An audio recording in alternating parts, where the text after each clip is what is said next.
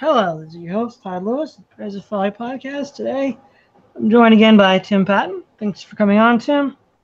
Hello? Yeah, can you hear me? Yes. All right, so you had some topics you wanted to bring up. So why don't we get started? Oh, yes. Well, last week we sort of left off with a discussion on, we sort of started getting into discussion on war. We mainly talked about social libertarianism, so to speak. And we sort of started about talk about war. So a few things I'd like to get to. I read the two Pipes books. Oh, two of them. He's written about 15 of them, but I read the Russian Revolution, which was quite good. But I'd like to first ask you some questions about World War One, in regards to somewhat anarcho-capitalism and national defense. But just some more general questions. I think historically speaking, there's generally three frames of view of looking at World War One from what I read from college and my own reading. Like there's three views of it. There's the powder keg view, where there's just a bunch of intertangling alliances. There's the inevitable view, the Thucydides trap view, where there was, of course, Germany was going to overtake them. And then there was the Folly mistaken view. Which view do you think you'd say for World War One? Because I World War One to me is a true tragedy because it's not the kind of conflict. It's not like some sort of conflict between a very advanced society mechanically and a very unadvanced society mechanically.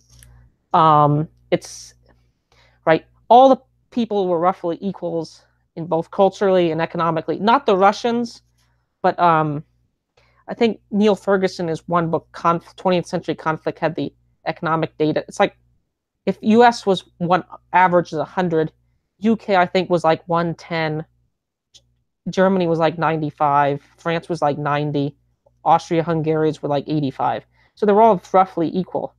So do you think World War One was avoidable, or do you think it was a necessity? Because I think one of the claims that anarcho-capitalists will make, and this includes, to some extent, well, I'm not sure, is that they can have less wars. So if we can talk about World War One, probably the biggest war, broke 100 years of relatively peace. I mean, you had the Franco-Prussia, Franco-Austrian, and colonial conflicts, but again, those weren't between equals.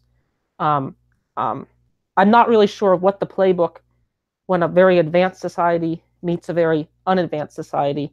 I mean, this is the subject of a lot of science fiction movies and stuff, and a lot of like when one society brings machine guns and the other society brings axes, it's not going to end well for the society with axes. And a lot of 19th century conflicts were that.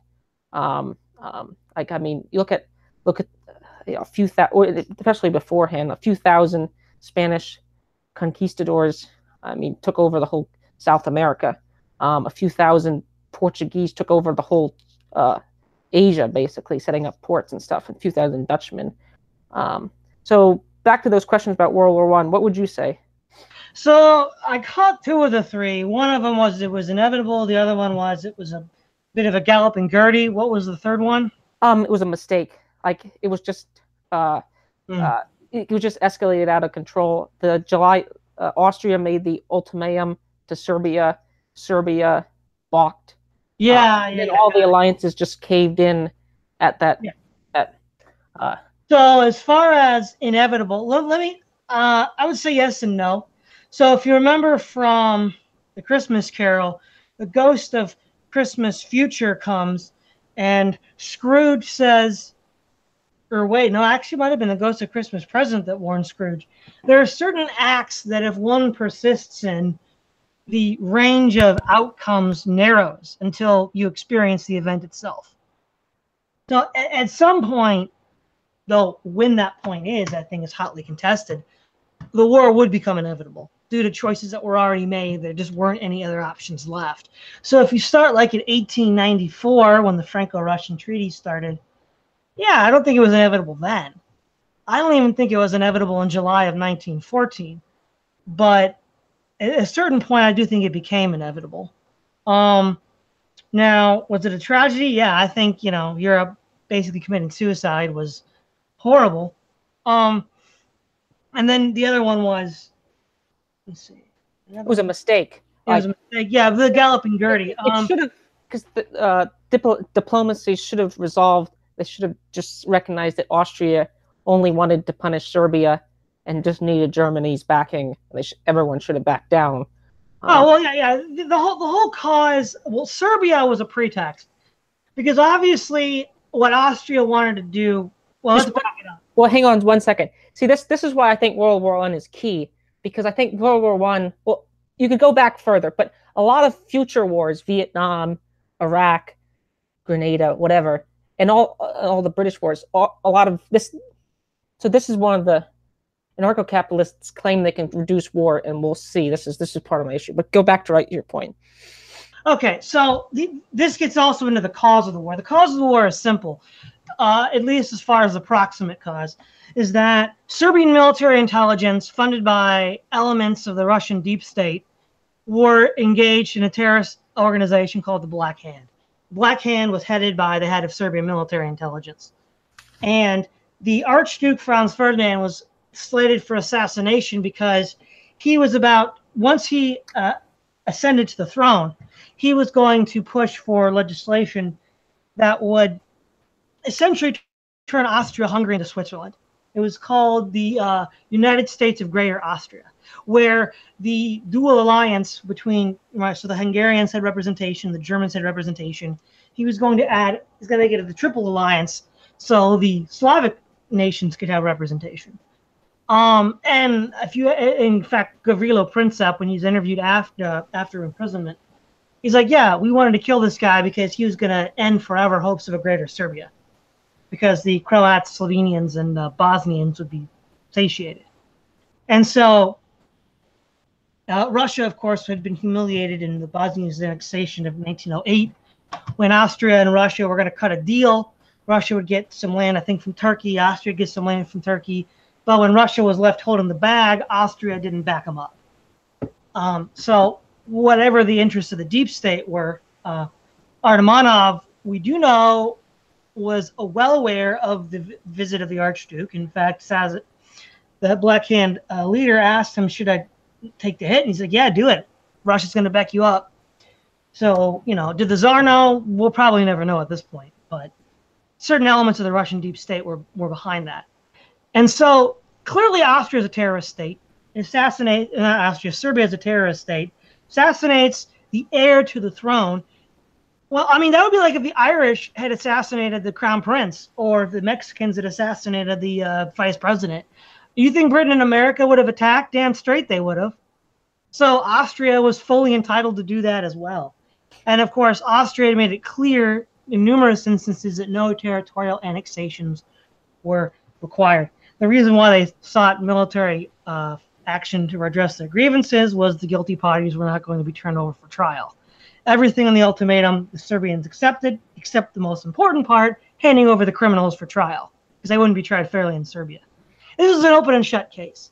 This is very much similar to what would have happened in Sudan when the Chinese Gordon was sent there, or even in China during the Peking uprising, where they sent a punitive expedition to save somebody or redress a grievance with no territorial annexations.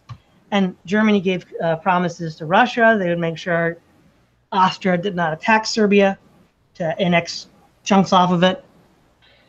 So, yeah, that should have been an open and shut case, but there were other deeper forces at work. But needless to say, Serbia did not need to lead to a world war.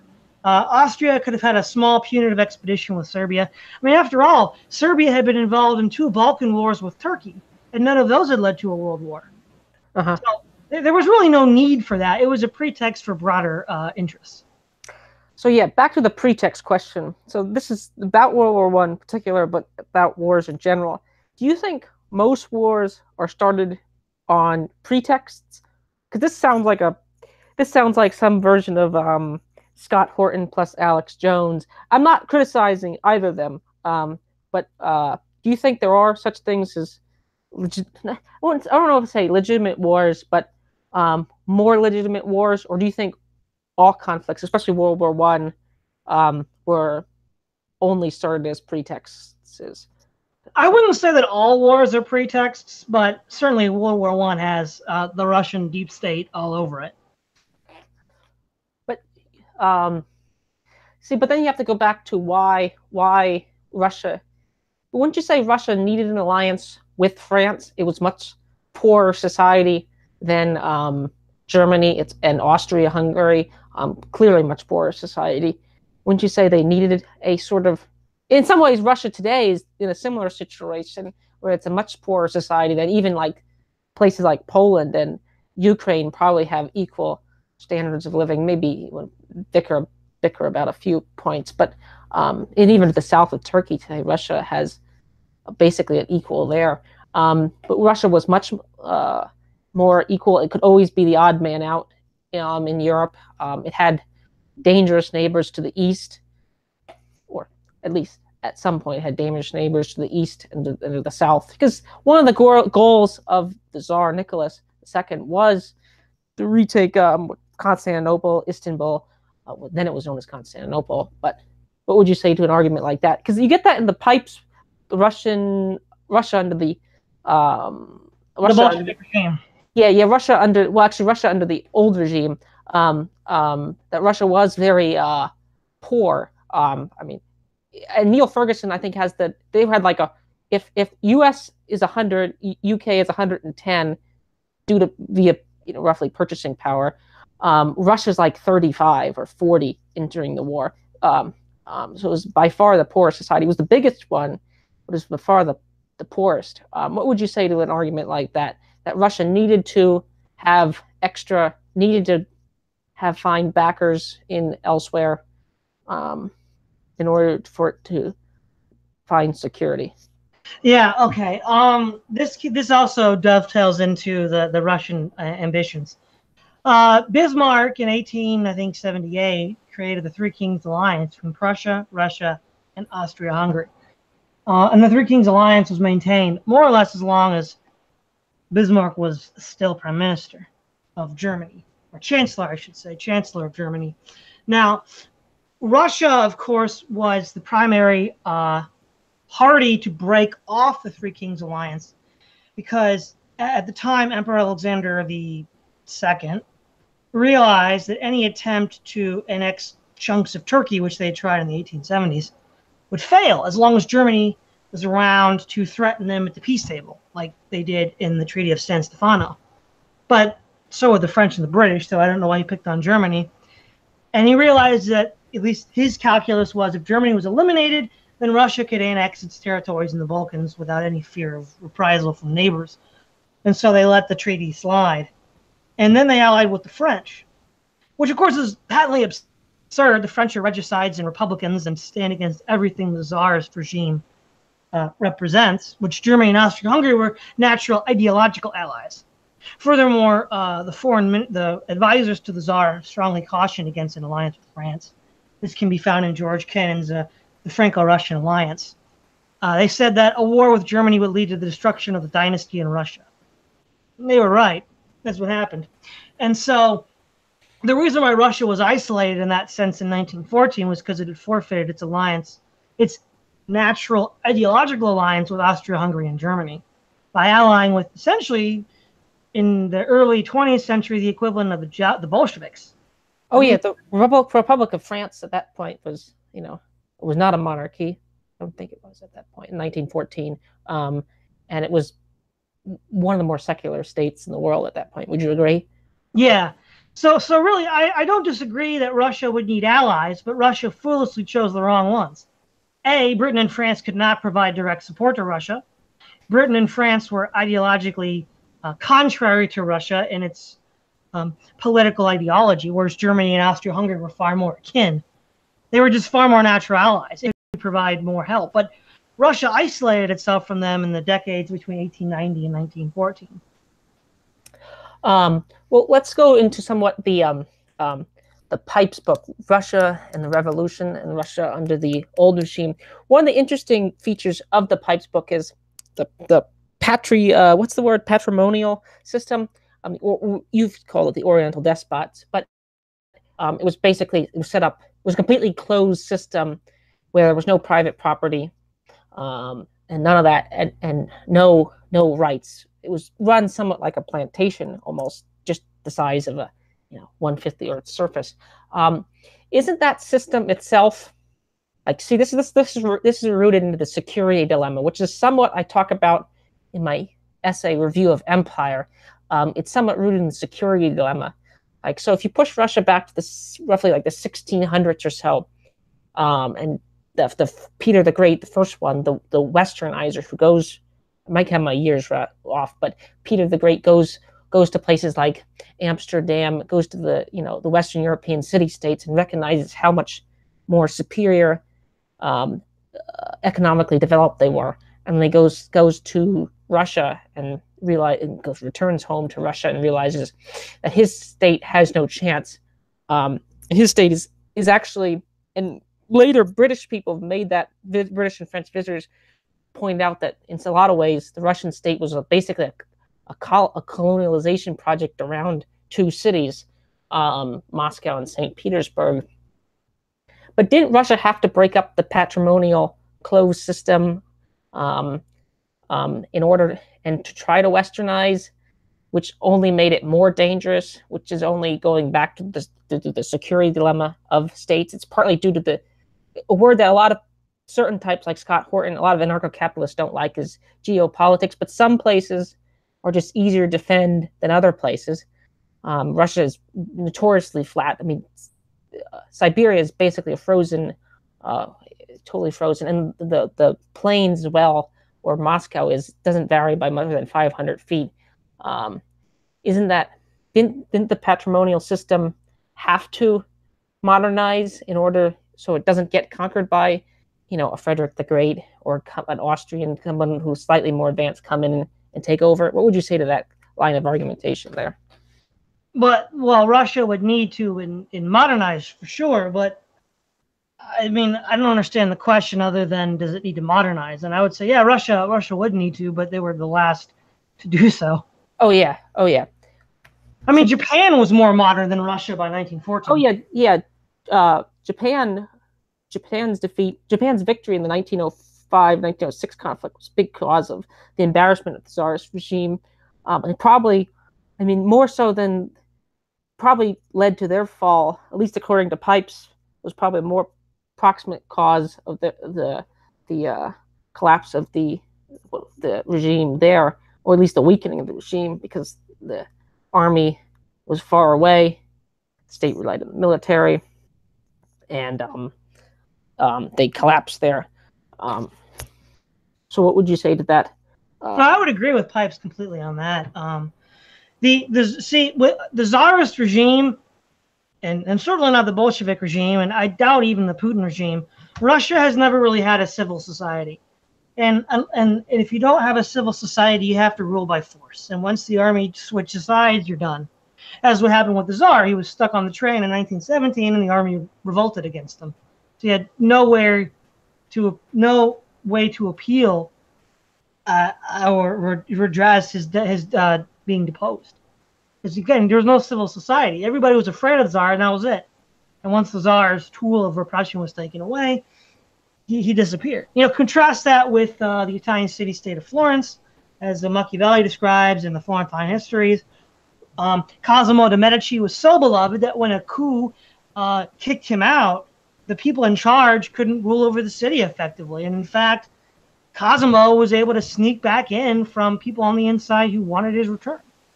So that is the difference between a sort of tyrant who has no support from the people and a man of the people. Yeah, one of the funny things that so I have a fair amount of background with Russia from my I have an international relations degree on democratic peace theory written in Russia, about 100 pages back in 5 or so years ago. I was in college. But one of the things I liked about the Pipes book was, first of all, the everyone swore allegiance not to a state, not to a constitution, not to a family. They swore allegiance to a person, right? It was to the very person. So when the provisional government came into place in 1917, They had to do it was basically anarchy in the bad sense. It was pure anarchy. Um, you know, um, so, and secondly, another thing I like about the Pipes book, both of them, was the emphasis on property. And this is more where I'd like to continue today, which I think Mises they had a Ludwig von Mises quote in it as well. And actually, the Mises Institute had a few book reviews of some of the. Oh, you mean Pike's book on the history of private property? Yes, yes. I read it. That's a good book. Yes, I have not read that one yet. But do you think private property, which is Hans Hoppe's probably greatest interpretation? I mean, you could say somewhat Rothbard had it, but I think Hans Hoppe put it clearest, took away any other things, and just boiled it down to property. Do you think property is the center of freedom in like a classical liberal or now anarcho-capitalist type of view? Do you think that is the correct way to go at it? And do you think that is why any civil society has failed to create, to form in Russia, the lacking of property? I don't know if I'd say property is the sole requirement, but it's an extremely important one. You look at in the book, he contrasts England with Russia. Of course, you could also include the Dutch and the United States and the Commonwealth nations as well, representing that sort of English property culture. Russia's understanding of property rights was essentially Chinese and Islamic and Asiatic, where the emperor, the god king, owned everything. And this kind of actually gets into Hayek, right? Because this is this interesting thing, right? The libertarians said that private property, ceteris paribus, is going to be better managed than socialism, which I suppose is true. But since Russia was all the private property of the Tsar, it kind of led to this Hayekian knowledge problem. Because, it is privately owned by one man, but he can't manage it effectively. And that led Russia to fall behind the Western powers. Because private property was... This is actually proving the sort of the libertarian socialist argument that if one guy has all the property, everything just kind of stagnates and falls apart. Whereas England and the United States had widely distributed property. So this is why I sort of, if someone would push me, I would classify myself. Now, everyone from Tom Woods to all who are all nice people, all good people. I'm not Ron Paul and all these. I would classify myself as a minarchist. Partly because number one, I'm not sure what people mean by private property to begin with. Like, I know what private property means in the context of, like, here in the United States, we have titles, but that includes other, things on it. Now, see, this is where I like Hans Hoppe, because Hans Hoppe drives it probably to its most radical point you could drive it. Do you agree to that point? Do you think Hans Hoppe has taken it to its logical conclusion with these private? I think he has, because everybody admits anthropologically that private property evolves out of the family, and of course Marx implicitly acknowledges this by seeking to destroy the family in order to undermine private property. But I would also argue that organized religion, specifically the Christian church, is just as important. Because Marx thought it was. That's why Marx wanted to undermine the church as well as the family to destroy private property. And we see within the Christian tradition a higher respect for private property, Russia notwithstanding, than other cultures. So yeah, private property.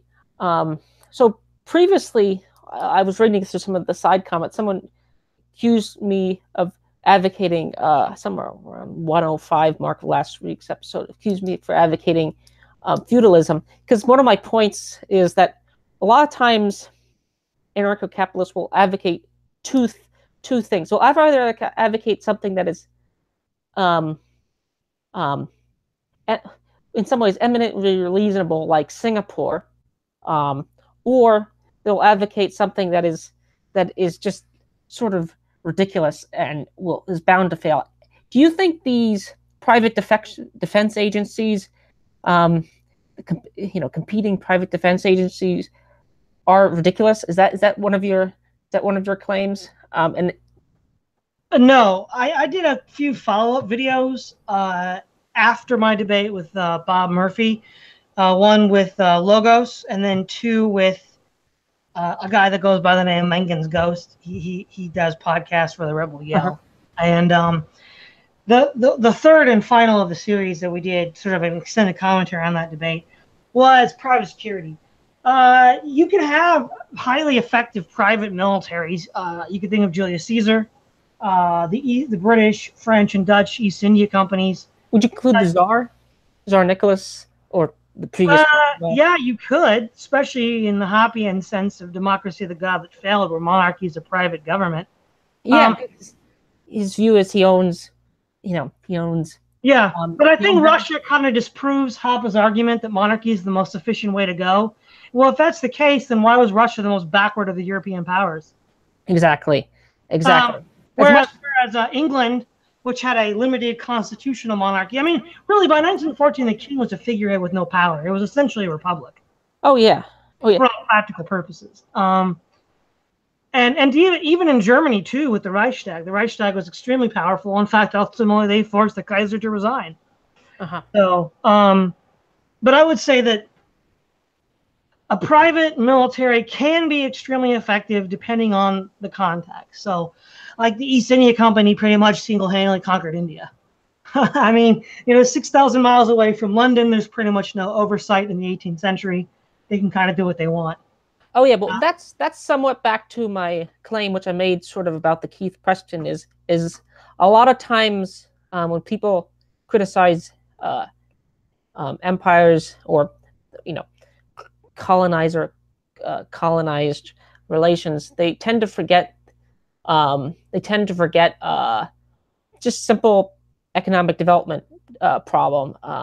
When one side has machine guns or tanks or airplanes, whatever, and the other side doesn't. And actually, this is some ways some people on the right don't like to hear this because it makes the sort of certain IQ type arguments invalid. I mean, as you can see with places like Japan and South Korea, once they got the European technology, they were as wealthy as us. I mean, I don't know how long-term stable they are, but would you agree to my framework that it's hard to really compare equal versus unequal conflicts? How would you argue that that's hard? How would I argue that it's hard? Well, take the I think it's the Second Boer War. The British Empire lost, I think, about 70. I think they lost around 20 to 70,000. But the Boers were Dutch settlers that have been there for about 150 years, who were all armed with Dutch and German equipment, and they resisted quite well, and almost won their independence as a sort of private city state. I could if certain native states found backers to arm themselves with, I think parts of India could have easily resisted British occupation. The East India Company. East India Company, of course. Well, the problem there is that many of the Indian states were just as well equipped as the East India Company, like the Maharatha Confederacy, which when Sir Arthur Wellington, he was asked what was his hardest fought battle, and he said it was the Battle of Assaye in 1803 when he fought the Maharathas, and also like Tipu Sultan and Mysore down in southern India. They all had equipment fairly consistent with the British because they were being armed by the French, and so there wasn't really much of a technological deficit between the two forces. In fact, in some cases, the Indians had a slight advantage. Tipu Sultan of the Mysore Confederacy had rockets. And in fact, when we read in the American National Anthem about the rocket's red glare in the War of 1812, those were Congaree rockets the British had sort of reverse engineered from the Indians. True. Key point. So maybe I'm not totally sold on that framework, but that's something I picked up That's something I've picked up that um, um, I think makes a significant difference um, in kind of tactics on the just sort of on the ground level, because it's somewhat. They were also disorganized. The East India Company did divide and conquer, right? They had a central organization, a central purpose, and they could play off different tribal enmities against one another. That I think what's the most important problem for these indigenous peoples to overcome that they did overcome in the 20th century was a unifying ideology, since they didn't really have a state in the way that the Europeans had the nation state. And they had all these petty tribal divisions that, we saw this in Algeria in the 1840s with the French. We saw this with the Native Americans out west. We saw this in India. But in the modern age, they had radical nationalist ideologies, even communist ideologies. So in Algeria in the 50s, they actually won their independence against the French, able to unite themselves over their tribal animosities. So technology is extremely important in some cases. But I think the most important problem was lack of unity. And that was actually sowed by the empires themselves. The British and the French educated all these people on liberty and rights and freedoms. And they're like, hey, why don't we get any of that? And so then they overthrew the empires to gain those rights in the same way that those liberals and radicals overthrew the monarchies at home to get those rights. Well, see, this somewhat relates back into anarcho-capitalism. So in our email exchange here, you said something about the problem is unless they have a uniting culture like Hellenism or Christianity, such civil wars will be endemic. Is this what you're claiming here? Is this your? Yeah, that's one aspect. Yes. So what would you say are uniting cultures or unifying, and how do atomized individualists or natives acquire this kind of unifying culture? Yeah. Wouldn't you argue that Western Europe had a unifying culture, some sort of Christianity, in 1914, yet they went to war anyway? What was basically a civil war amongst very similar societies, especially Germany, Germany, France, UK. As you pointed out, UK was basically a republic. Germany was basically a republic. France was basically a republic. Why did they go to war? They had a unifying culture, and they did not, and it did not end well. I mean, it basically bankrupted in some ways, short term, demographic wise, did a lot of harm to all three of them. Yeah, okay, so first question, how do you gain a unifying culture? Well, in the case of these third world 20th century revolutions, even in the 19th century in Latin America, the revolutions against Spain, a lot of these ideologies are, oddly enough, at least with the Western empires, they were sowing the seeds of their own demise. By educating the natives and educating them in the light of these liberal principles, or in some cases, Jacobin principles, they're like, hey, well, why don't we get any of these things? So then because they were forcibly educated by these empires, they built that culture. Of course, that's not an organic thing. The Greeks was a bit more organic. I'm not really too clear on how Hellenism developed as a political philosophy, but Christianity in Western Europe, initially, of course, it was by compulsion with the Roman Empire after Constantine. Then when the Roman Empire collapsed, it was primarily due to reconversion of the kingdoms by the Catholic Church in the south and the Irish in the northwest. And that gradual spread of the faith, which takes place over centuries, does lead to a common culture emerging in Western Europe. And when we see this in the Crusades, right? Even after the Great Schism of 1054, the Catholic West still comes to the aid of the Greek Eastern Empire in order to fight off the Moors. Now, I know there's a lot of debate over did it do in the Turks, and there's a lot of debate on whether it did more harm or good to the Eastern Roman Empire, especially since it culminated in the Fourth Crusade. But certainly, though, carving out a kingdom in Palestine and distracting Islamic energies for 200 years, I think one can make a pretty strong case did buy the Eastern Empire some time. Otherwise, they would have been the primary target of Islamic aggression. No, in Western Europe, I would argue that the uniting culture that might have okay, the uniting culture that Europe had was already crumbling with the French Revolution, right? So Jacobinism sets in. Napoleon is, the dictator that spreads, the liberty, equality, fraternity throughout Europe. So the seeds of Jacobinism are scattered all over Europe. And with the rise of the Third Republic after the Franco-Prussian War, we see another essentially Jacobin state. And so really what happens is France is this antagonistic Jacobin state that is sort of conspiring in the West with the war with Germany to reclaim Alsace-Lorraine. And they find a interest with Russia. Russia was ultimately suicidal for making this deal. But I would argue that the common culture was breaking. You really had Jacobinism versus Christianity. And you had that as early as the French Revolution. And that tension in the 19th century, of course, was resolved in favor of Christianity, right? At the end of the Napoleonic Wars, you had the Holy League with initially Britain, Prussia, Austria, and Russia to keep the peace. But by the mid-1820s, England had bailed out. And I think after Alexander I died, the Holy League kind of withered away. But Christianity had the upper hand, and they won and restored the tranquility of Europe. So really, I think World War I can be seen as a struggle between Jacobinism and Christianity. So do you see much difference between something like Jacobism? So you've made the claim that vis-a-vis Hoppe that absolute monarchies are not the best form of government. You'd agree that the patrimonial states aren't the best form. Yeah, they're not. It's just empirically the case. Look at Russia.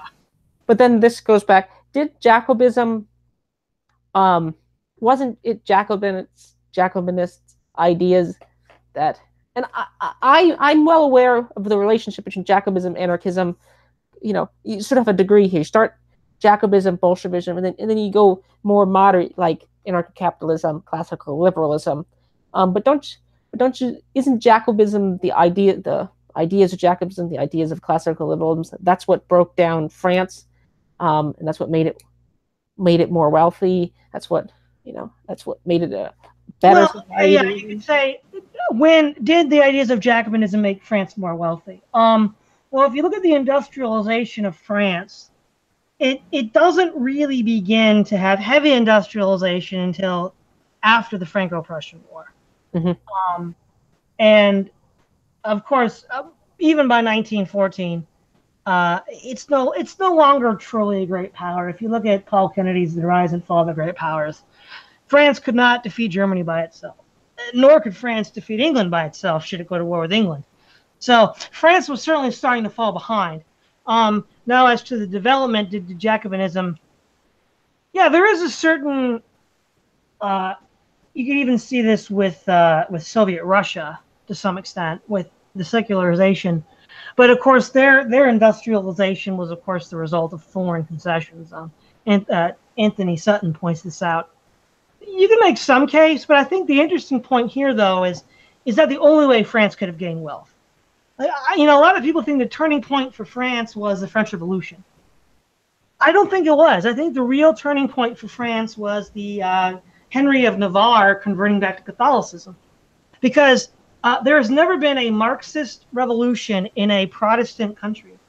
Oh yeah, that's one of the. There's never been a successful one. I mean, Germany had one in 1918, but the Freikorps crushed it. Contrast Germany to Russia. They both lose a war. They both have communist revolutions, and somehow Germany still wins. They still rally around the nation to defeat the Bolsheviks. But if France had gone Calvinist, if the Huguenots had actually taken over, there never would have been a French Revolution in the first place. And Calvin is, according to Weber's Protestant capitalist work ethic thesis, they would have probably developed on pace with Britain. But it didn't happen.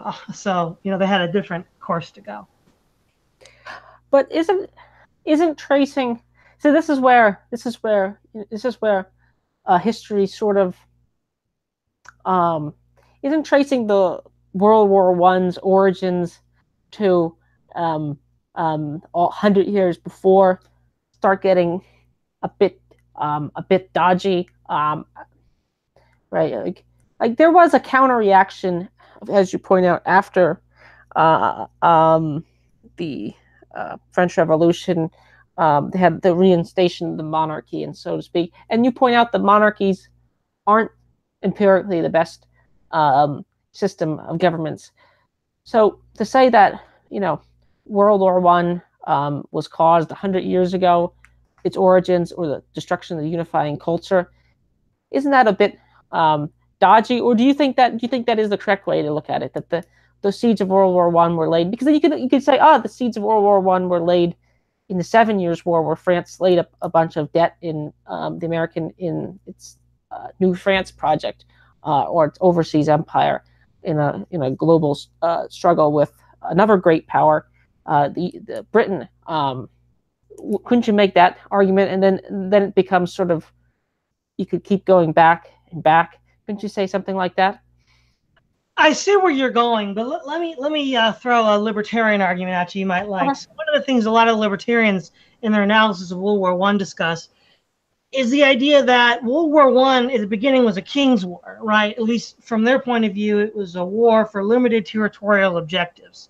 And then around 1917, it became a war for national liberation, where we're going to end war, end tyranny, and liberate mankind in the new utopia of the future. Mm-hmm. And it became this war without any sort of tangible, measurable goals. Now, I would argue that it started much sooner. But see, that I think is the key element. Why was World War One a total war? Why was it so? So, for example, let's look at the previous wars in Europe. The treaties were fairly amicable at the end, right? The end of the 30 Years' War, you have the Treaty of Westphalia, which is a compromise that makes most everybody happy enough. You don't have to go that far back. You could just go to the Austria-Prussian and the Franco-Prussian War. Or even the Napoleonic Wars with the Treaty of Vienna. I mean, all the heads of states survived. Some of them may have been exiled, but they all survived. There was no attempt at remaking, at ending a dynasty and starting all over again, correct. Right? Yeah. You see, those elements are the Jacobin elements. So, if there had been no French Revolution, would the Europeans have fought each other? Yeah, they've been fighting each other for hundreds of years. But would it have turned out to be this total war that led to all of this acrimony and hatred and bloodshed? Probably not. And that's the main thing that I'm getting at, is that these Jacobin forces of equality and individual representation and popular sovereignty were fundamentally incompatible with any more traditional views. Now, again, Germany and Britain were functionally republics because their kings had little to no power.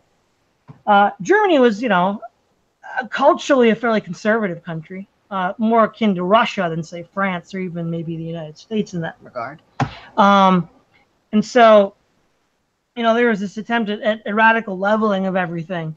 And Wilson was much on board with this, too, with his, lunatic theories of, the 14 points and making a world safe from war, the League of Nations, and this just, utopian vision. It's really this utopian vision that led World War I to be so destructive, and that was the Jacobin element.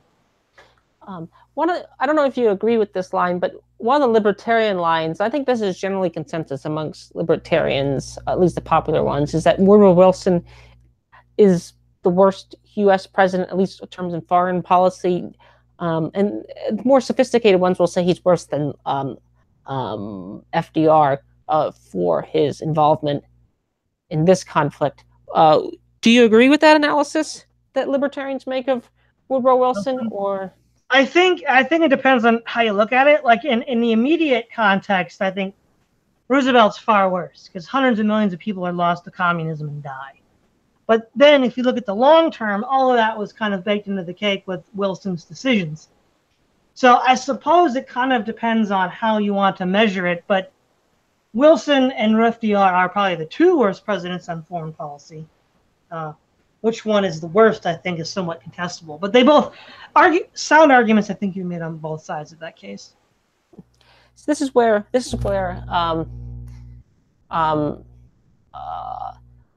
people like you sometimes confuse me in the sense that you agree with, I don't know, 75% of the anarcho-capitalists, or the more moderate libertarian or class, or even more moderate than that, the classical liberal project in foreign policy. But you have qualms with certain elements. Is that a fair characterization of your views? You have basically, some unifying elements with libertarianism in your outlook. Oh yeah. I tend to agree with them on foreign policy, though not so much on the Cold War. If you see my series of Keith Preston, you'll see some of that. But some of the differences I think we've already gone over already. But yeah, there's a fair amount of overlap, though, I would say. But that's not necessarily surprising, though, right? Because a left libertarian, I don't mean like Jeff Riggenbach. I mean like more like a sort of a mutualist or anarcho-syndicalist, would have also a lot in common with libertarians, but then disagree on some fairly serious issues. So like on foreign policy, the government, they'd agree, but they disagree on capitalism because they'd say, oh, that's tyranny. You need to have, workers' communes or whatever. And so it's not so strange. Do you think you get this in some Marxist circles? Again, there's always a certain problem of what their abstract theory says and what their supporters of their theories says. But a lot of the supporters of the theories will say that World War I was a capitalist war. Do you think that's and a lot of libertarians will claim that it's a war between democratic states or democratizing states. Do you think the Marxist interpretation is a false interpretation? That it's the height of capitalism is imperialism. I think that's Lenin's claim. Oh yeah, Lenin's article. Yeah. So you're saying that Lenin argues that the highest stage of capitalism is imperialism, and that the sort of like classic right libertarian critique of democracy is that it leads to these wars of total wars, rather, just to not just remake governments but remake society. Right. Okay. Well, as far as democracy, yes, I would agree. Although I think a better term is a Jacobinism, because you can be a republic or a democracy and not believe that per se. I mean, Athens didn't do that. The Italian city-states didn't do that. And to a large extent, the Dutch Republic didn't do that.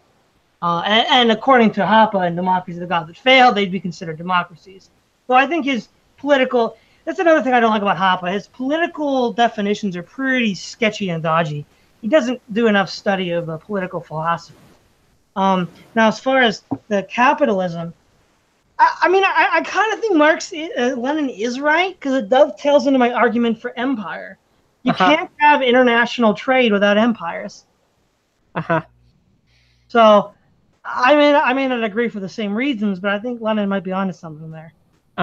So then I think we started with the my question was in some ways World War II inevitable, because I thought the Fussey's argument, which has been made by a political scientist, I haven't read the article in a while. The Atlantic has a sort of popular versions of it, but Fussey's political science theory has an argument that when a rising power overtakes a dominant hegemon, in almost all cases there's war. Not only there's war, one or both of them end up destroyed and eventually occupied by a third power. I think that's actually the theoretical framework for it, and that it's more true than you think, because you see Germany, you see Russia, you see Germany, you see France, and then they both end up getting occupied probably by the Americans, right, or something like that. Well, the best example of this is the last great war between Rome and Persia in the 7th century AD. At the end of that war, the Persians get totally conquered by the Arabs, and the Arabs conquer most of the Eastern Roman Empire. So that's a perfect example of that theoretical model. But the critique that I would have is that doesn't always happen. So, for example, the Dutch and the British were rivals, most famously fighting 3 Anglo-Dutch wars. But the ascendancy of England was not won through any war with the Dutch. They eventually allied with the Dutch and were able to manipulate them into a position where they forfeited their advantages. And in much the same way, the United States and England were competitors for commercial and banking power in the modern world. And that did not lead to a direct conflict either. The power shifted to New York from London after World War I, when England got in debt to the United States. So there are some fairly significant counterexamples. But there are some examples as well. So I think it's maybe of some utility. Um, Back to the claim about it. I think after we finished the episode last week, you were saying something like you thought that was a purely academic debate that you had with Bob Murphy over private defense agencies and stuff like that. Do you think some sort of private state of sorts will be tried again? I mean, we saw a Bolshevik state, which is basically an intellectual idea formed in people's minds. Um, um, uh, and do you think it could occur? And do you think it would be a failure? Do you think we'd have like a, anarcho-capitalism, the god that failed? Do you think in 100 years we could have a book called that? Or do you think, I'll just let you go at it. What would you think? I mean, if it's ever tried, yeah, you might have that. The problem that I see with implementing a private society as libertarians envision it, the only way I could ever see it being implemented is in a Hoppian sense. Because at least Hoppe acknowledges the importance of faith and family and how those are non-tangible, non-monetary incentives to actually work together. See, but then the anarcho-capitalists will say that's not a in this way they operate much like the Marxists do. That's not a true anarcho-capitalist society. That's just a Hoppian deviation. yeah. Well, the thing is, though, this kind of is the libertarians historically have been a bit dodgy. I mean, Rothbard was cozying up to the New Left in the 60s and 70s. And then in the 80s and 90s, he becomes essentially a neo-reactionary, teaming up with Pat Buchanan, Sam Francis, and Jared Taylor. And then in the after his death, and then in like the second Bush term, the libertarians start befriending the far left, being open borders and everything. So it's not entirely clear what a consistent libertarian position is.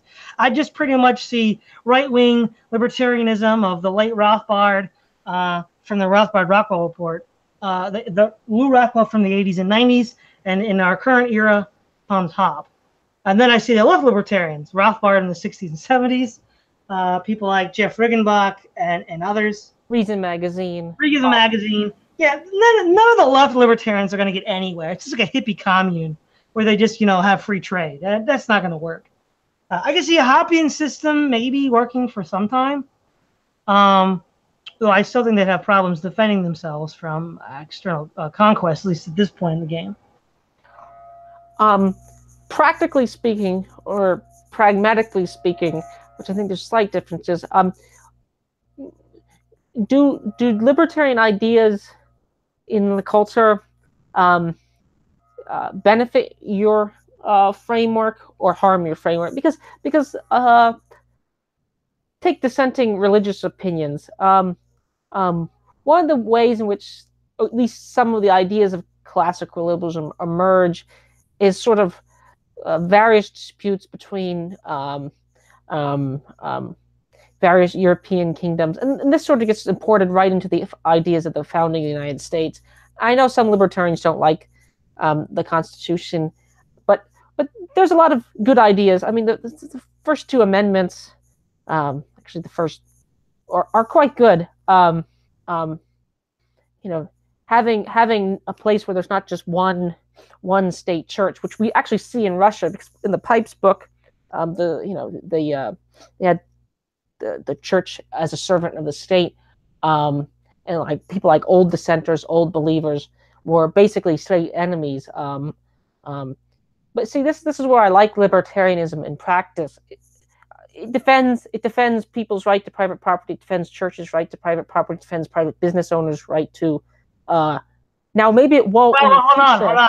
That's the right libertarians that do that. Yes. The left libertarians, like Reason with their Cassidy Rising witches, are going to deny you property rights because you discriminate against women, sexual minorities, and racial minorities. Those libertarians will not respect your rights. That's true. So there's another case where you see libertarianism as a purely mixed bag. Well, because if libertarianism in the 80s and 90s, under the Rothbard-Rockwell report, the libertarian movement led by Lou Rockwell was markedly anti-left libertarian. Rothbard, Lou, and others wrote scathing critiques of left libertarians. It's essentially just, beltway people that just wanted to play with, get a seat of the government largesse. And they were right, but then all of a sudden, like in the second Bush term, they just kind of opened the gates to the left libertarians, and they took over. And then you got, Jeffrey Tucker, and, he's teaming up with Kathy Reisenwitz and others. He started pushing thick libertarianism. You have to be respect. So, I mean, and they're using libertarian rhetoric to do that.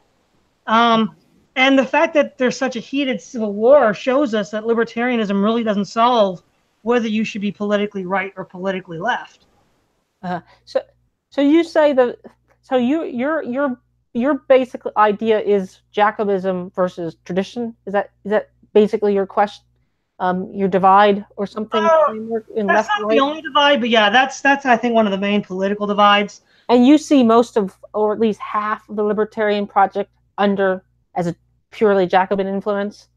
I would say if we look at there's like right now 3 basic schools of libertarian thought, right? There's Walter Block's plumb line libertarianism, where he says, we're not right or left, we're just like right down the middle. And then you got like the right-wing libertarians, which the late Rothbard, Hans Hoppe, Lou Rockwell, Ron Paul, probably. Yeah. And then you got the left libertarians, C4SS types. Jeffrey Tucker. Yeah. Magazine. Yeah. So now, okay, the left libertarians, they're just Jacobins. They're infiltrators. Plumb line libertarians, like Block, I think are more of a curiosity, because there's fewer and fewer of those these days. Ultimately, that kind of a libertarianism doesn't really stand for anything. I mean, it's like you're looking at a transparent human. There's nothing there, because what ends up happening is that the void gets filled. It gets either filled by the right or the left. And of course, that's why plumb line libertarians are an endangered species in this libertarian culture war. And we also see these right libertarians. I mean, recently, a year or two ago, Hans Hoppe, in his Property and Freedom, conference in Turkey, he basically called out Jeffrey Tucker as a communist.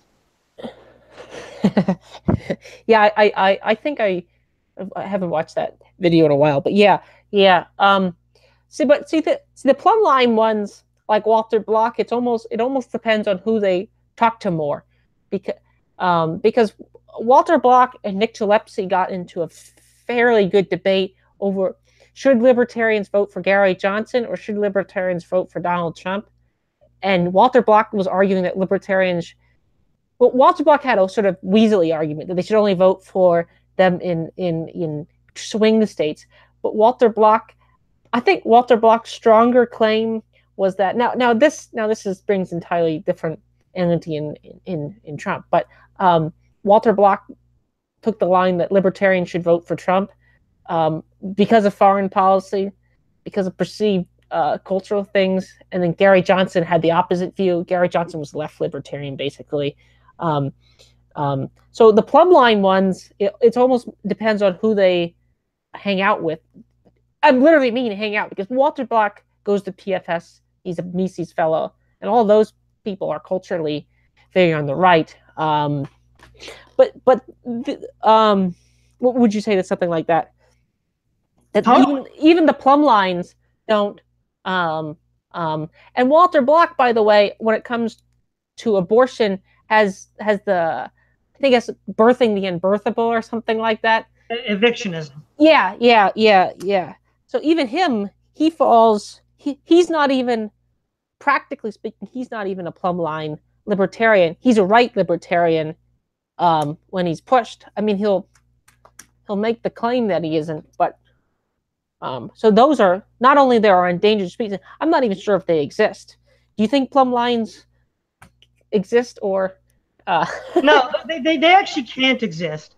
Ed Feser in October 11, 2009 wrote an excellent article called "Libertarian Neutrality So Called," And he points out this distinction. There's no such thing as a neutral middle ground between right and left. It's only kind of a smokescreen. And he says here, I think this is really the key thing here. Philosophically speaking, then, libertarianism is a mess. Its rhetorical power lies precisely in its purported hyper-neutrality. The conceit that libertarianism alone allows everyone, egalitarian hippies and entrepreneurs, evangelicals and atheists, aesthetics and libertines, feminists and male chauvinists, do their own thing, as Nozick put it. But when one tries to put philosophical muscle onto those bare bones, the whole thing falls apart. Like Rawlsian liberalism, libertarianism inevitably embodies a substantive vision of the good, which crowds out every other under the pretense of doing precisely the opposite. Given the indeterminacy of its key concepts, that vision may end up being more or less left-wing or more or less right-wing when the concepts are given a more substantive elaboration. But the idea of political order which is neutral in some interesting way, a way which might resolve the festering cultural and political tensions characterizing modern pluralistic societies by means of appeal to a shared sense of justice rather than a mere modus vivendi, vanishes upon analysis like the mirage it is. That in any event is a position defended in the articles I have mentioned, and that is worked out most thoroughly in self-ownership, libertarianism, and impartiality. And I think Fezer hit the nail on the head with that one. That was kind of like scales coming off the eyes moment when I read that. I was like, yeah, you're pretty much a right libertarian, you're a left libertarian. A plumb line. See, basically, you're a plumb line libertarian when you want to get invited to parties that are hosted by Walter Block or by Pontop on the one hand and Jeffrey Tucker on the other. I guess, yeah, that's. So in that sense, libertarianism fails at its most fundamental concept, a kind of interesting neutral position, which doesn't really provide one. It's dependent upon something else. So maybe it's the libertarian chauvinism that I'm challenging. But wouldn't the argument be something like private property is the greatest institution?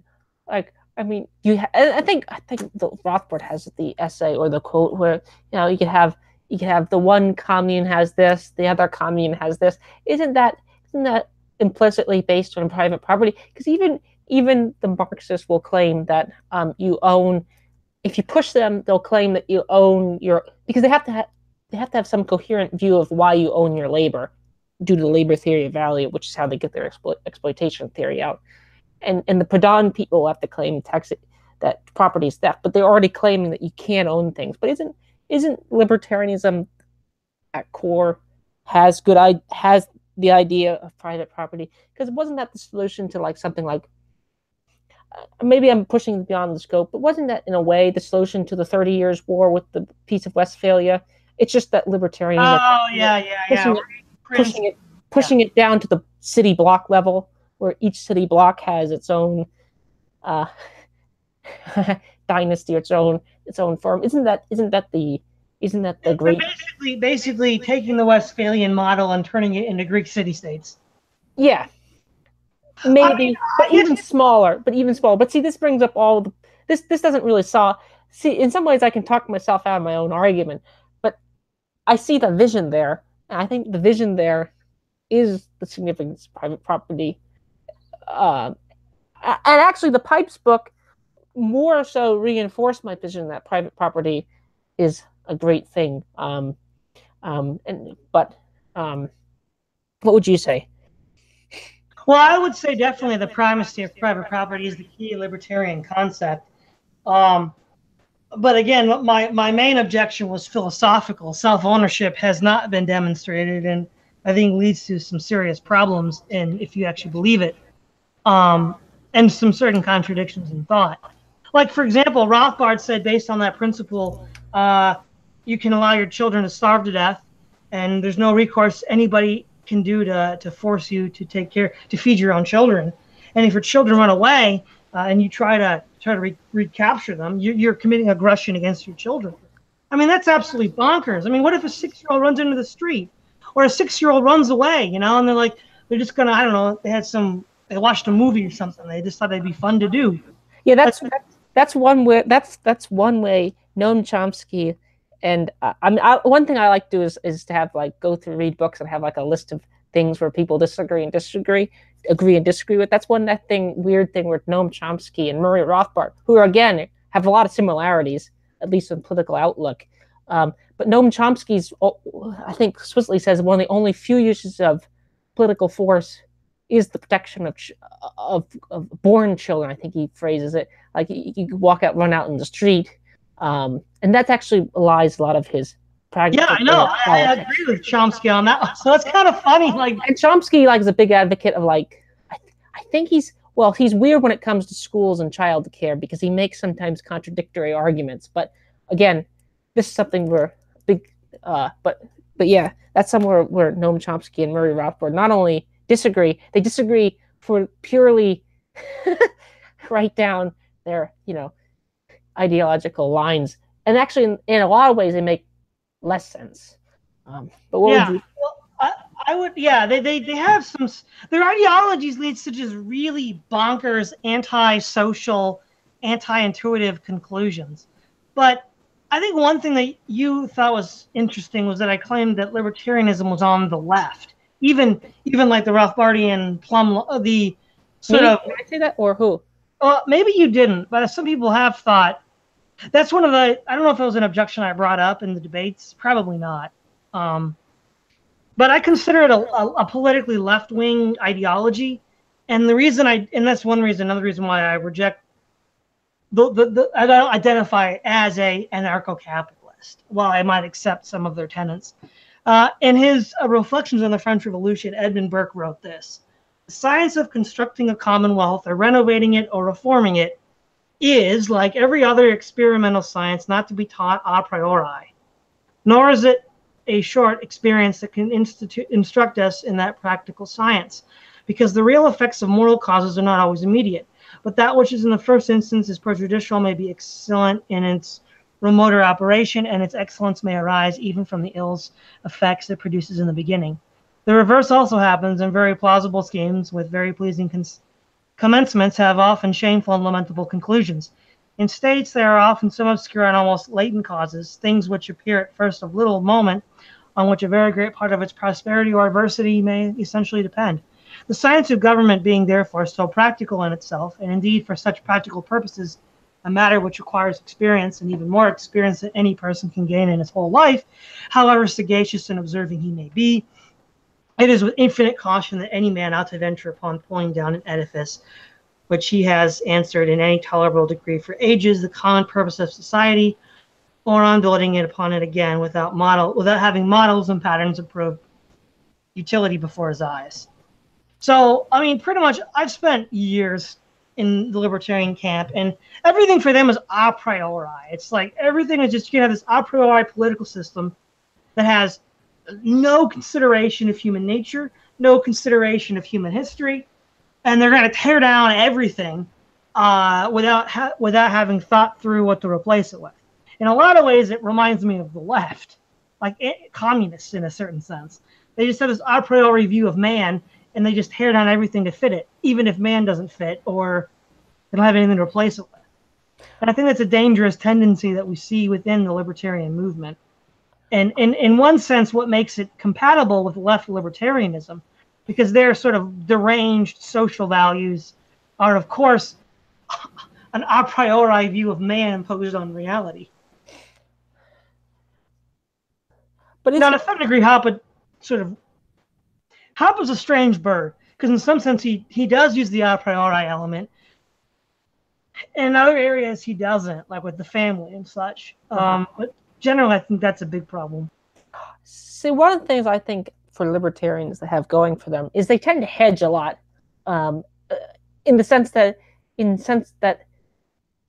they always have something. They could just fall back to something like classical republicanism, like families, city-states, they could fall back to even some sort of just general Hamiltonianism type American federalism. And I'd say all those things are superior than Bolshevism. You would agree? Oh yeah, handily. And I think so the Hoppians are the most likely candidate for that. Wait, what are the Hoppion's the most likely candidate for? I said for the kind of system you just described of all the libertarian factions, it's probably going to be the Hoppians that do it, if anybody does. To create a new society, or no, to create the kind of society you mentioned, the sort of like, would you say, traditional republicanism? Yeah. Um, but let's push back. I'm going to push back a little bit in favor of libertarianism. Who would you say then is not on the left? Because I think, and people like Tom Woods will make fun of this, but people like Joan Goldberg will call the National Socialists on the left. People will I think that's in his book. I think he'll call them on the left. He'll call Mussolini on the left. I think he'll call he'll call Ronald Reagan on the. Some people will call Ronald Reagan on the left. So sometimes it becomes a sort of weird game where who would you say then is not on the left? Because I think there's the quote like we're all Keynesians now. I think someone said that. Who isn't on the left then? I mean, who in your view would? I would say someone like Peter Hitchens. You remind me of Peter Hitchens is on the right. Someone like, I don't know. It's hard to come up with a lot of names because there is some Pat Buchanan. So but Pat Buchanan gets a lot from libertarianism, and a lot of his supporters are libertarians. Would you agree, or doctrinaire libertarians? Yeah, that's why in the '90s Rothbard, Pat Buchanan, and Lew Rockwell were working together. That's true. That's true. So. Well, let me put it this way: when I was found Lew Rockwell, it was around 2000, and the Rothbard-Rockwell part ended in '99. So the Lew Rockwell website had only been open for about a year, and they were still carrying on the sort of like radical, edgy, reactionary thinking. And then in the second Bush term, they go like full SJW, and I'm like, wow, I just feel like I got stabbed in the back. I feel like you had a friend that you knew for like 5 years, and they just like stuck the knife in your back, and I'm like, what are you doing? This is insane.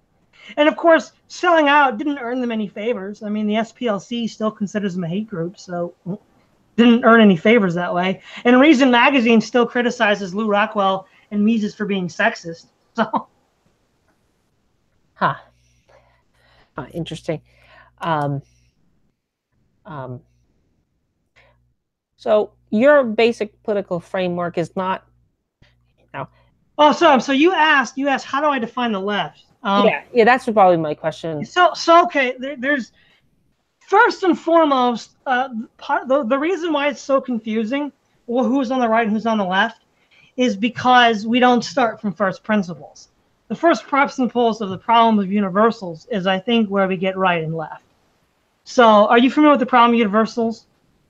I might not be in that particular name, but I've probably heard of it just in philosophy, right? You got realism with Plato, moderate realism with Aristotle, nominalism with Occam, and conceptualism with I've heard of that. Yeah, so nominalism denies that all universals exist, and we see this, the logical conclusion of nominalism in otherkin and transgender people. Right, they're literally denying their biological reality, which is an extension of the denial of forms. So the left I would define in at least these two ways. One, the left it's not authoritarian versus anti-authoritarian. I've seen people try to pull that. That seems pretty scummy to me. The left are nominalists. They don't believe in universals. Everything can just be rearranged in whatever way they like. Tabula rasa, things like that. One second. Not all people. This is in some ways things might be so complex that it's impossible to talk about them.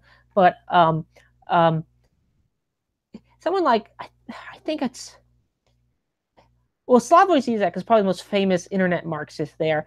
I mean, and right now I don't really know what else is influencing people other than the internet. So.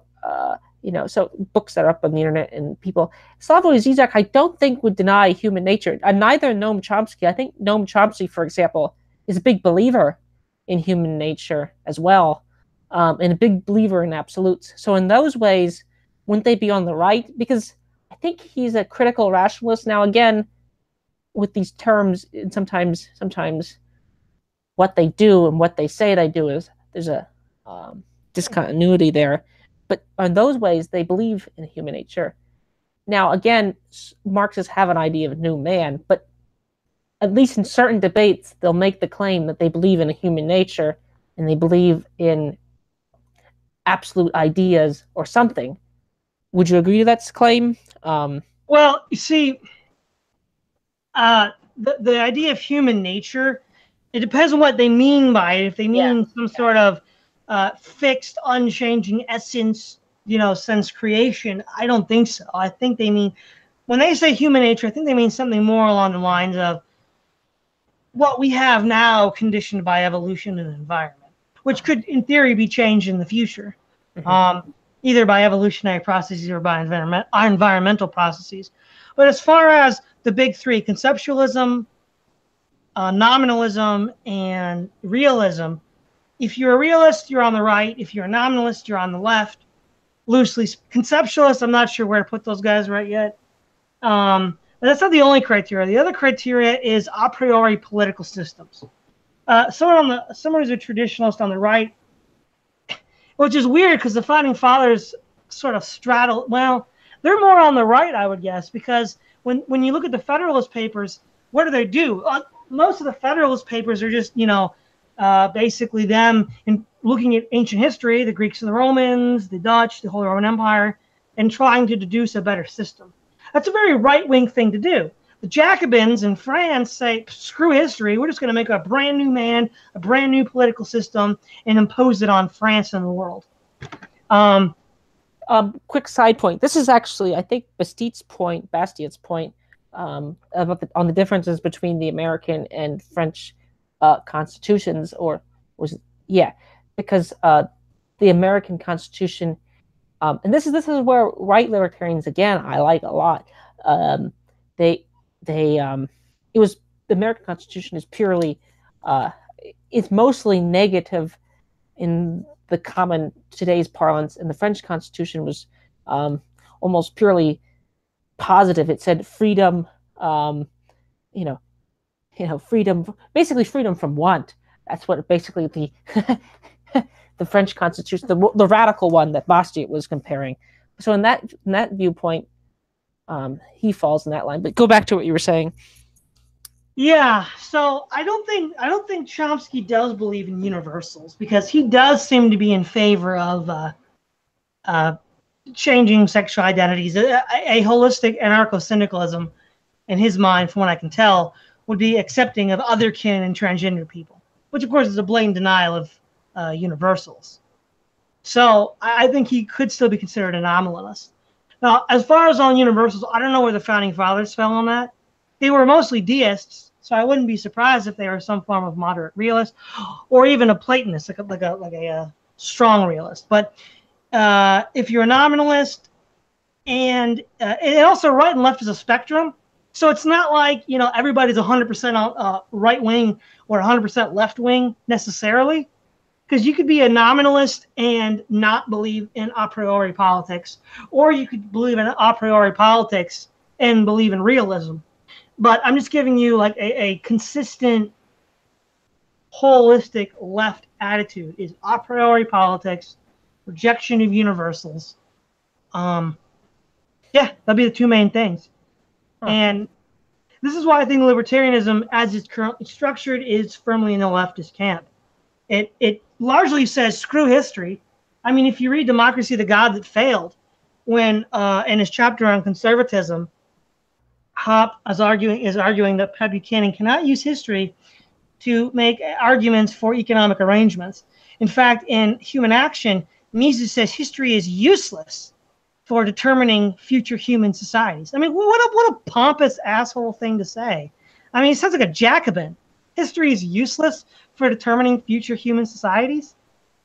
It sounds more like a Jacobin than someone on the right. But even a right libertarian like Hoppe talks like that. And so I think that, along with the a priori political systems they advocate, puts them firmly on the left. And I think those are two dangerous assumptions. So you would say, in your view, let's in your camp there'd be, I can think of now three people. So Pat Buchanan, um, um, Peter Hitchens, and who's a third person? Who's a third person? Maybe Peter Brimlow from VDare. Peter Brimlow. Okay. I think I have some similarities with him. I think he's definitely more focused on the race angle, but he seems to be a paleo conservative as well, though, in other ways. See, but see, this is where uh, I think certain type um, is it possible?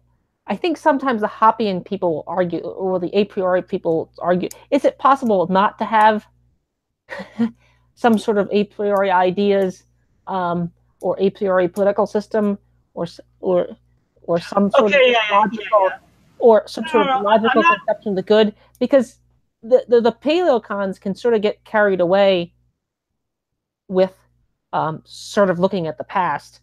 Again, I'm not saying as a criticism, it comes out purely as a criticism, especially in today's context. But is it possible to have no a prioris? Yeah. Let me explain a little more clearly what I mean here. I mean, obviously, I don't think it's possible for a human being to have no a priori thoughts or desires. I largely accept the Kantian epistemology on this. But what I meant by that was a political system that is solely a priori. The libertarians, like the Jacobins, completely ignore history when it comes to fabricating a human political system. They work from what they consider to be the first principles of human nature, ones that they have not deduced through observation or analysis of history, but those they've deduced from whatever political theory they hold to. And you contrast that with the Founding Fathers, who in the Federalist Papers are combing through history. They're giving commentary on the Greeks and Romans, the Holy Roman Empire, the Swiss and the Dutch, what they did right, what they did wrong, how we can improve.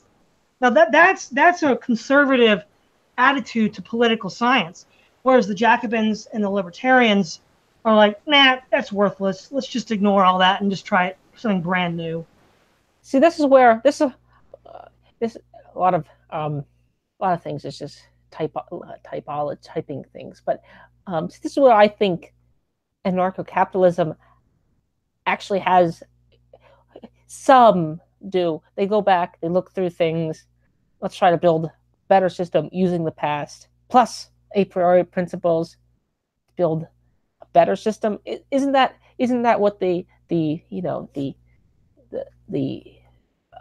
really attractive view, that which I think attracts people to radical capitalism, or well, it attracts people to Jacobinism too, but it's an attraction to that form. What would you say to that? You point out to the founders, they went through, and to me, I know some don't like the system but I think we got 120 great years. I mean, if you're even today, I tend to think it's not too bad. I mean, what would you say to that? I mean, the founders built a pretty good system, not perfect, but let me put it this way. Yeah, I think the methodology of the founders was correct. You look at history, look at what works, you look at what doesn't.